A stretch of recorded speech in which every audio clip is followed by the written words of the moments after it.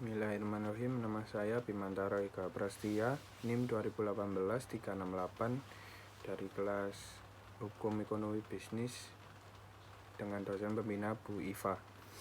Saya akan menjelaskan sedikit tentang kepailitan. Yang pertama yaitu pengertian kepailitan. Pengertian kepailitan merupakan suatu proses di mana seorang debitur yang mempunyai kesulitan keuangan untuk membayar utangnya dinyatakan pailit oleh pengadilan. Dalam hal ini pengadilan niaga dikarenakan debitur tersebut tidak dapat membayar utangnya. Yang selanjutnya yaitu syarat-syarat untuk kepailitan. Yang pertama, seorang debitur haruslah mempunyai lebih dari satu hutang. Yang kedua, permohonan pailit dimintakan oleh pihak yang diberikan kewenangan untuk itu. Yang selanjutnya, yang ketiga, minimal satu hutang sudah jatuh tempo dan dapat ditagih. Yang berikutnya, pernyataan pailit oleh pengadilan niaga. Selanjutnya, saya akan menjelaskan perundang-undangan tentang kepailitan.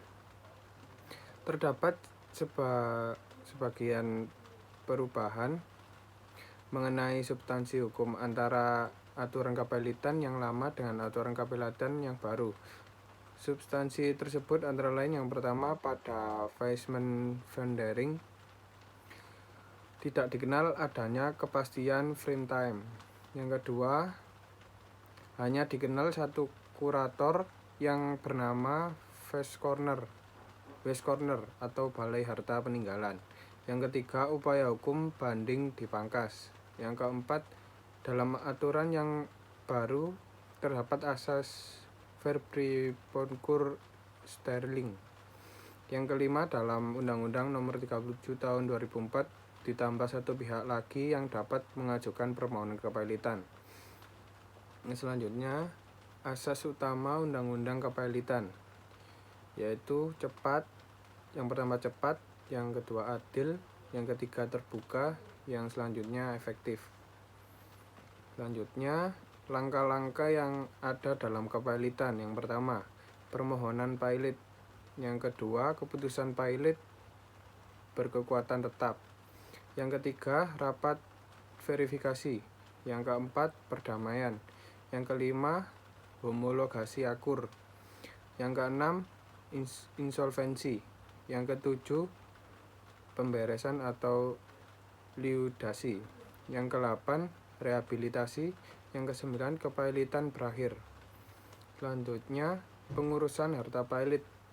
Adapun syarat-syarat yang dibutuhkan untuk menjadi seorang kurator adalah yang pertama, perorangan atau persekutuan perdata yang berdomisili di Indonesia yang mempunyai keahlian khusus yang dibutuhkan dalam rangka mengurus dan membereskan harta pailit.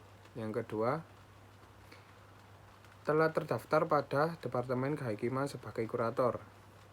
Kurator ialah seorang atau suatu badan yang diserai tugas untuk menggantikan atau mengurus kepentingan seorang atau badan hukum yang berada di bawahnya.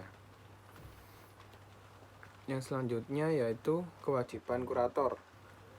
Kurator secara umum adalah melakukan pengurusan dan atau pemberesan harta pailit. Yang kedua, membuat uraian mengenai harta pailit.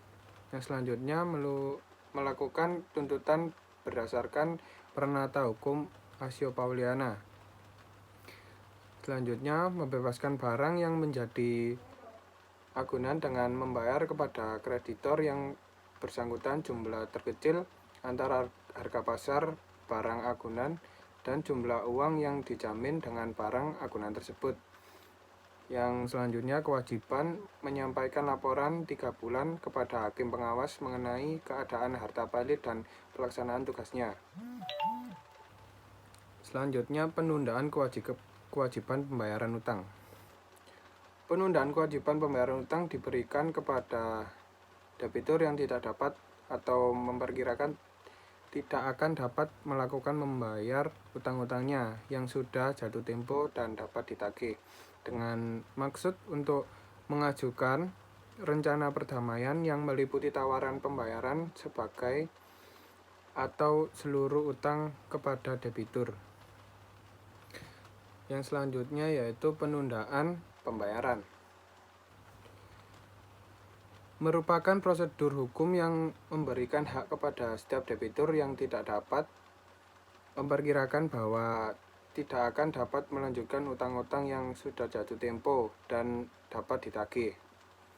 Dapat memohon penundaan kewajiban pembayaran utang dengan maksud untuk mengajukan rencana perdamaian yang meliputi tawaran pembayaran seluruh atau sebagian utang kepada kreditur.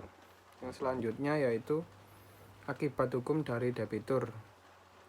Yang pertama, debitur kehilangan kebebasan atas harta kekayaannya. Yang kedua, debitur tidak dapat dipaksa membayar utang dan pelaksanaan eksekusi dapat ditangguhkan. Yang ketiga, sitaan berakhir dan dapat diangkat.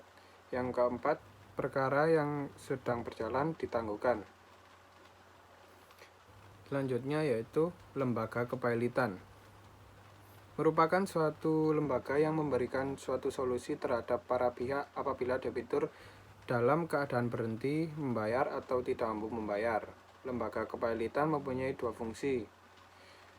Yang pertama, kepailitan sebagai lembaga pemberi jaminan kepada kreditur bahwa debitur tidak akan berbuat curang dan tetap bertanggung jawab terhadap semua utang-utangnya kepada semua kreditur. Yang kedua, kepailitan sebagai lembaga yang juga memberi perlindungan kepada debitur terhadap kemungkinan eksekusi massal oleh krediturnya. Yang ketiga, yang selanjutnya ya, pihak yang dapat mengajukan kepailitan. Yang pertama, kejaksaan untuk kepentingan umum. Yang kedua, Bank Indonesia. Yang ketiga, BPPM atau Badan Pengawas Pasar Modal. Yang ketiga, Menteri Keuangan. Dalam hal debitur adalah perusahaan asuransi, perusahaan reasuransi, dana pensiun, dan sebagainya. Pihak yang dapat dijatuhkan pailit, yang pertama orang perorangan, yang kedua perserikatan atau perkumpulan tidak berbadan hukum lainnya, yang ketiga perseroan, perkumpulan, koperasi, yayasan yang berbadan hukum, yang keempat harta waris.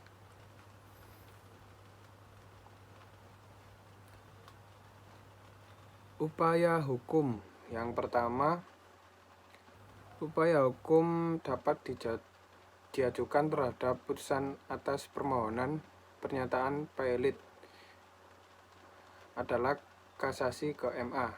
Kedua, permohonan kasasi sebagaimana dimaksud pada ayat 1 diajukan paling lambat 8 hari setelah tanggal putusan yang dimohonkan kasasi.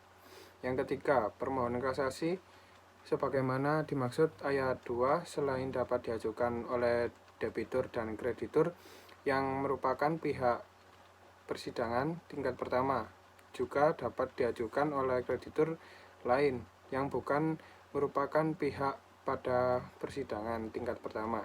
Yang keempat, panitera mendaftar permohonan kasasi pada tanggal permohonan yang bersangkutan diajukan kepada pemohon diberikan tanda terima tertulis yang ditandatangani panitera.